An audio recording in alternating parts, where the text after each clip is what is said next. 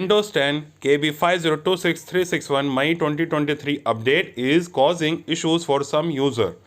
Windows 10 KB5026361 May 2023 update is a mesh and causing many issues for some configuration. Several readers have contacted us to say they have been experiencing problems after installing Windows 10 May 2023 update. According to reports, the latest Windows 10 update releasing on May 9 is causing serious problems for some people. On the last past Tuesday, Microsoft released cumulative updates for Windows 10 and 11 with many security fixes. While the Windows 11 update broke VPN and Microsoft also confirmed the reports, an update for Windows 10 which was supposed to fix several bugs caused more problems than solve. On Reddit, Feedback Hub, and Windows latest forums, users have flagged issues with Windows 10 K50266361.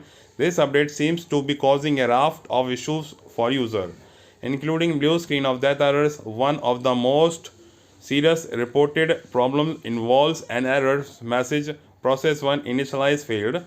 One affected user, a software developer, solved the problems by manually starting AMD RAID drivers via the command prompt using a Windows 10 installation image from a USB flash drive and then performing boot repair.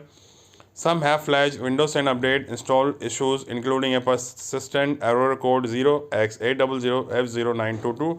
Other users have reported forced restart despite their settings being configured to prevent them. This issue is annoying as it can interrupt downloads and crash apps.